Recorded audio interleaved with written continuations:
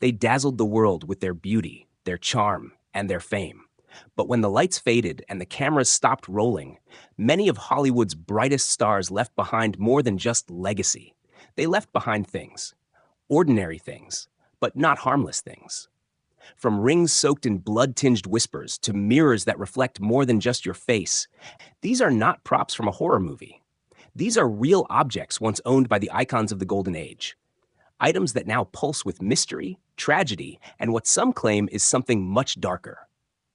This is the story of 20 haunted objects once possessed by Hollywood's most famous ghosts. Some are tied to violent deaths, others to unexplained phenomena. All of them have one thing in common. The past refuses to die. You've been warned. Because once you start hearing the whispers from old Hollywood, it's hard to unhear them. 1. Rudolph Valentino's cursed ring, the Destiny Ring. It was a ring made of silver and inlaid with a curious gem. Black as night, smooth as glass. Valentino called it the Destiny Ring, and he wore it often. Too often. The first time he wore it, a close friend told him it gave off the chill of death. He laughed it off until his next film flopped disastrously. Then came the illness, the surgeries. And finally, at just 31 years old, Valentino collapsed and died in 1926. But the ring didn't die with him. It passed from one hand to another, and every new owner met a tragic fate. Most notably, Russ Columbo, shot accidentally by a friend. The ring was eventually locked away. Some say it still whispers. One prop master who handled it for an exhibit later suffered a stroke with no medical explanation. Coincidence? Or is the ring still playing out its dark destiny? 2. Marilyn Monroe's white baby grand piano. Notes from the other side. It was her most cherished item. Not her diamonds, not her dresses, but a white baby grand piano her mother had once owned. After Marilyn's death, the piano was moved to various estates. But witnesses began reporting something impossible. Faint piano music playing in the night, always the same melody Marilyn loved as a child, Schubert's Serenade. No one was ever seated at the keys. Mariah Carey, who bought the piano decades later, admitted she felt an energy around it. One technician who tried to tune it said the strings sang without being touched. And always, that same haunting melody. Some believe Marilyn's mother, who died in a psychiatric institution, never really let go of the piano. Others think it's Marilyn herself, forever trying to find her voice in a world that silenced her too soon. 3.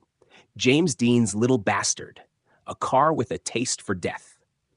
James Dean's Porsche 550 Spider was nicknamed Little Bastard, and that nickname became prophecy. After Dean died in the car in 1955, pieces of the wreck were salvaged and sold. That's when the accidents began. A doctor who bought the engine crashed on his first race. A man who purchased the transmission was paralyzed. A mechanic crushed his leg while moving a piece of the frame. The car was finally donated to a highway safety exhibit, but the display mysteriously caught fire. Then it vanished without explanation. Witnesses still claim to see a silver flash on certain California highways, a ghost car chasing shadows. Is Little Bastard still looking for its final passenger? 4. Bela Lugosi's Dracula cape, the cloak that wouldn't stay buried. It was the role that defined Bela Lugosi, and some say consumed him. When he died in 1956, Lugosi was buried wearing his original cape from Dracula. But here's where it gets eerie. During the funeral, multiple attendees reported seeing a shadow drift across the floor, though no one was walking. One mourner claimed to have felt a breeze against my neck, like someone brushed past in silk. Even creepier, a second cape, one used for publicity stills, remained in a prop house. Actors who wore it afterward reported strange dreams, including being buried alive. One swore he felt teeth near his throat during a stage rehearsal. Eventually, the cape was placed under glass in a private collector's home. The collector refuses to speak publicly about it. But neighbors say he never opens his curtains. 5. Jean Harlow's Vanity Mirror, Reflections of the Forgotten. Jean Harlow died tragically young at just 26 in her own home. But one thing remained behind, a stunning mirrored vanity where she spent hours preparing for the camera. After her death, new homeowners kept the vanity in the same place. Soon, they began noticing strange phenomena. Reflections in the mirror moved independently of the people standing before it. Lights flickered. One visitor swore she saw Harlow's unmistakable platinum blonde image staring back. But the most chilling story came from a housekeeper who claimed the mirror once showed a bedroom on fire, even though nothing was burning. 2 months later, faulty wiring caused an actual fire in that exact room. Was Harlow trying to warn them? Or is she still trapped behind the glass, waiting for her cue? #6. Clarabas Red Diary, the secrets that refused to stay hidden. Clarabas, the original It Girl, was a woman made of contradictions, wildly adored on screen, relentlessly tormented off it. She kept a red leather diary, filled with handwritten notes about studio betrayals, abusive lovers, and secret abortions that could have destroyed entire careers. After Clara's mental breakdown in the 1940s, the diary was locked away in a storage trunk. Years later, her granddaughter reportedly discovered it. But when she opened the diary, every page was blank, until midnight, when words would reappear. By morning, gone again. The granddaughter eventually gave the diary to a private archivist. Within a week, he was hospitalized for stress-induced hallucinations. He told doctors he'd seen Clara's handwriting spelling the words, "They lied." Even now, researchers whisper about the diary changing ink color on its own. Others claim the diary has since vanished, just like so many truths in old Hollywood. Perhaps Clarabas never wanted her secrets forgotten. Perhaps she wanted revenge. #7. Joan Crawford's parlor chair, the seat of unease. Joan Crawford was many things, an Oscar winner, a glamour icon, a fierce disciplinarian. But after her death, it wasn't her films that drew attention. It was a chair from her parlor, inherited by a family in the Los Feliz Hills. The chair was elegant, high-backed, velvet-lined, and deeply uncomfortable. But not in the way you'd expect. The family began reporting unexplained cold spots near the chair, even during California summers. Their daughter claimed she saw a lady with wide eyes sitting in it during the night, staring toward the hallway. A visiting priest refused to bless the home after seeing it. "Something lives in that seat," he said, "and it doesn't want company." Later, a psychic identified the chair as a conduit, a kind of spiritual antenna. When asked if the spirit was Joan, the psychic simply shook her head. "No," she whispered. "It's something she brought with her, and now it won't leave." The chair remains in storage, covered, unloved, undisturbed, but only for now. 8. George Reeves's Superman costume, the suit that carried a curse. George Reeves was supposed to be invincible. As Superman in the 1950s TV series, he leapt into American living rooms as a symbol of justice, strength, and eventually, tragedy.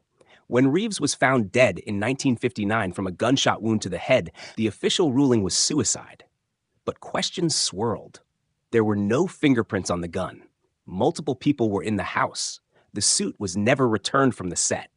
Decades later, the costume was traced to a private memorabilia collector in Nevada. That's when the stories began. Cameras refused to focus on the suit. Lights flickered.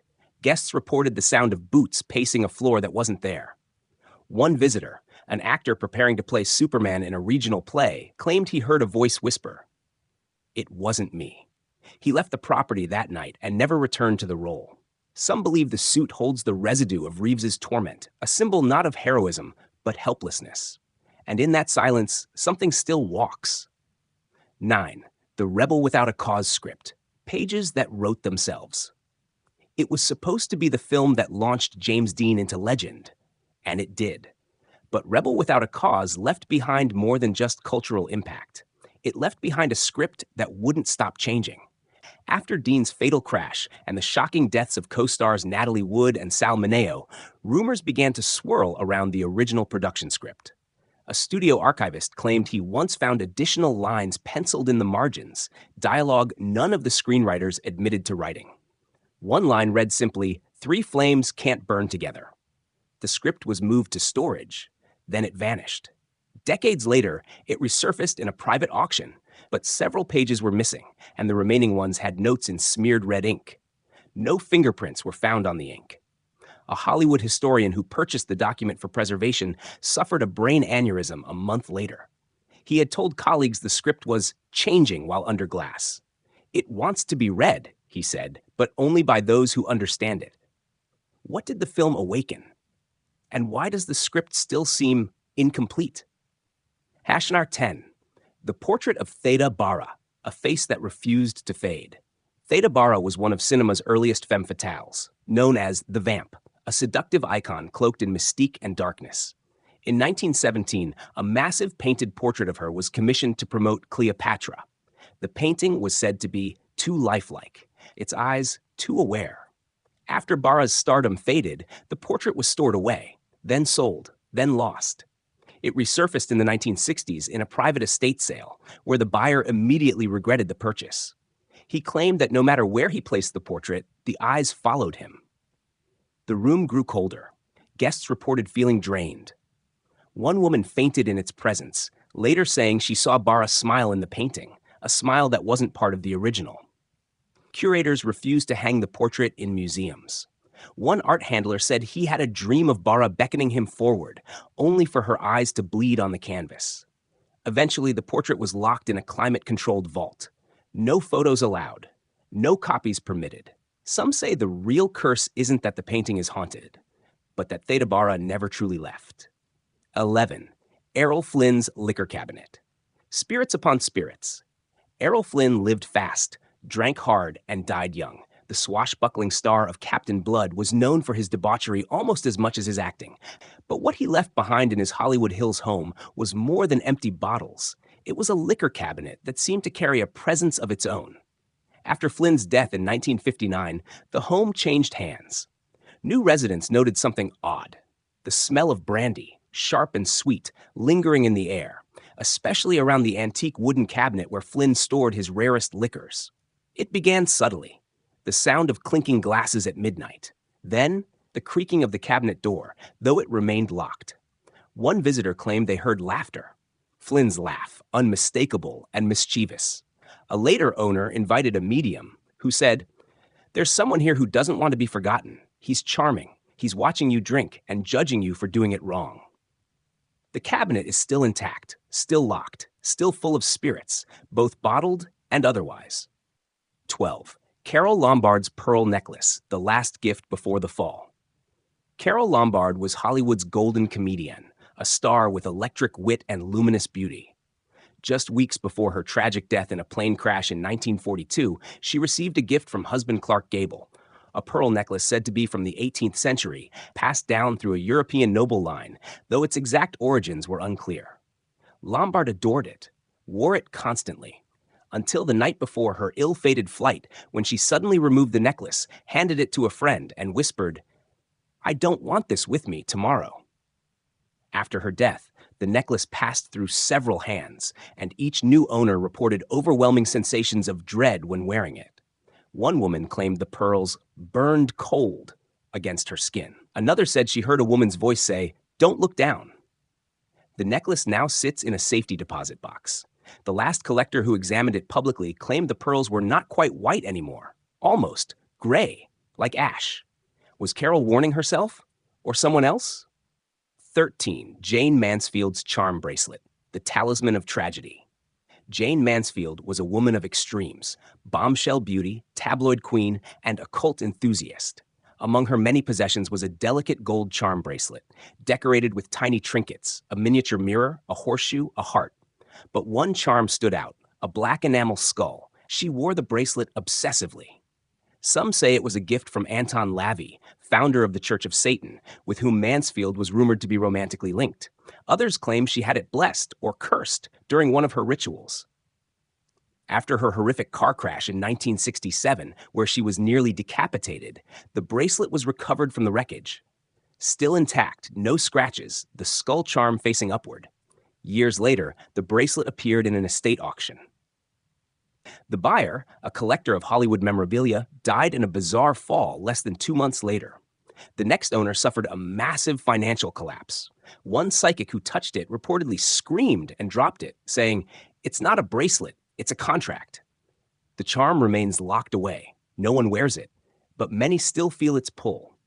14. Peter Lorre's cane, the gentleman's instrument of dread. Peter Lorre had a face you couldn't forget and a voice that slithered through shadows.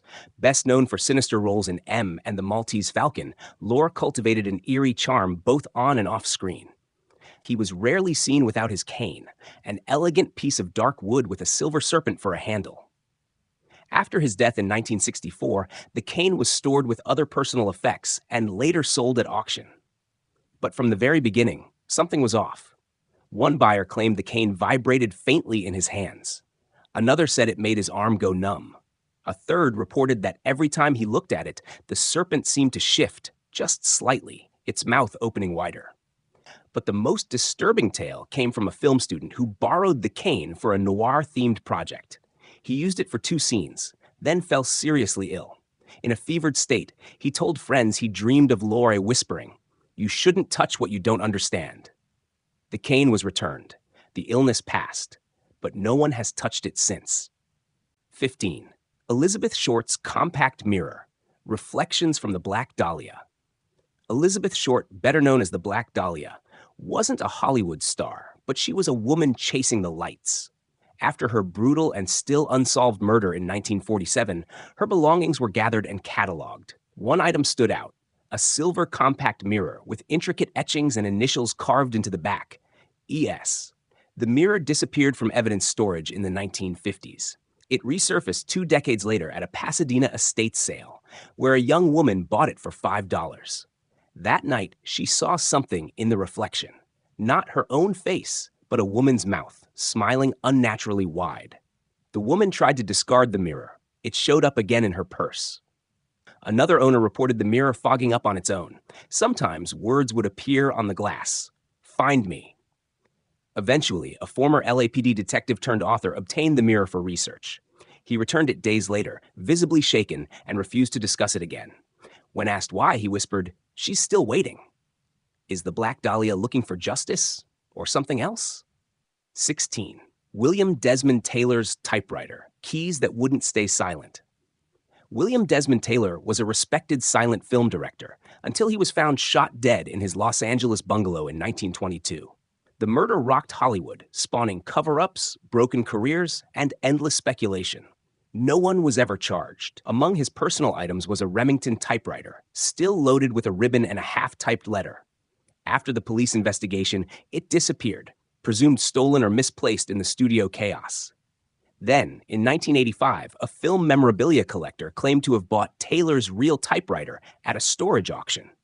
He said the keys struck themselves at night, sometimes slowly, sometimes violently.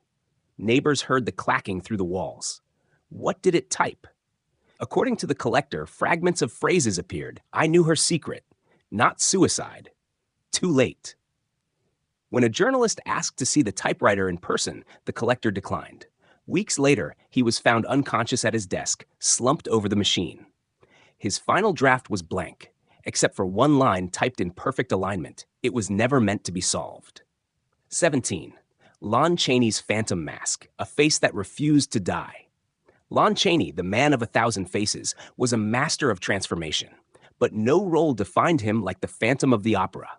For that, he designed and wore a grotesque skull-like mask, so horrifying it caused audience members to faint during the 1925 premiere. After Chaney's death in 1930, the mask was kept under lock and key. But that didn't stop it from making its presence felt. Archivists who handled it reported sudden nosebleeds. One museum staffer fainted and awoke saying, "He was standing over me, but he had no eyes." Others swore the mask moved slightly overnight, never in the same angle, as if trying to turn and look at something. One visitor saw her own reflection in the glass, except her face was distorted. Skeletal. Hollow. The mask is now stored in a light-sealed box, never displayed, not for preservation, for containment, because the Phantom, it seems, never wanted to leave the opera. 18. Talala Bankhead's opera gloves, the touch that wouldn't let go. Talala Bankhead was magnetic, scandalous, and utterly unforgettable. Her voice was whiskey-soaked velvet, her wit razor-sharp, and her signature look? Long, white opera gloves, elegant and dramatic like the woman herself. After her death in 1968, a pair of her gloves was donated to a small costume archive in New York. They were exquisite, but few dared wear them. One actress who tried reported a strange sensation, as if her fingers weren't her own. "They were tight," she said, "but not physically. It felt like someone was inside them, guiding me." Another reported her arm twitching involuntarily during rehearsal. A third claimed she couldn't remove the gloves for nearly an hour. Her skin felt frozen beneath them. But the eeriest story came from a night security guard who swore he saw the gloves floating midair, fingers flexing slowly, reaching toward his throat. They're still in the archive, untouched, resting like hands waiting for a performance that never ends.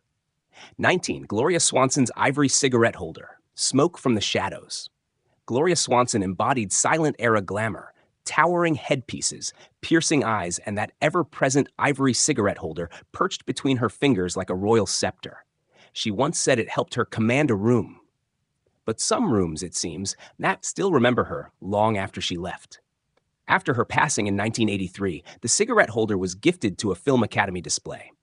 But before it was ever shown, staff began to notice a strange smell in the archives. Smoke. Not burnt, but lit, fresh, sweet, like expensive tobacco. Only problem? No one had smoked in the building for over a decade. Then came the coughing.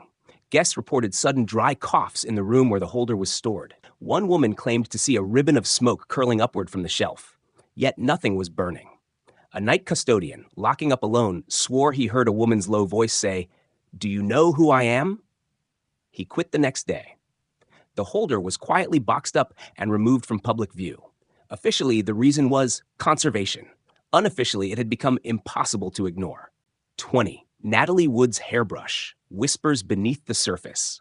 Natalie Wood's life was a tapestry of elegance and tragedy. None more chilling than her death by drowning in 1981, surrounded by mystery and unanswered questions. But it wasn't the boat, or the bruises, or the silence afterward that became haunted. It was her favorite object, a simple silver-handled hairbrush she used nightly, even on the yacht. Splendor the weekend she died. After her passing, the brush was retrieved with her belongings and quietly passed on to a close family friend. That's when the incidents began. The brush would move, shifting positions overnight, falling to the floor with no cause. Worse, those who held it swore they heard faint sounds, not voices, but something more primal. Water. Gurgling. Bubbling. As if the sea had been caught in the bristles. One woman heard her name whispered from the bathroom counter, only to find the brush in the sink, dripping wet, though no water had been turned on. A psychic later said it held the residue of fear and betrayal. It now sits sealed in a padded box, locked in a vault. Still, some say on certain nights, if you listen closely, you'll hear it again. The whisper beneath the surface.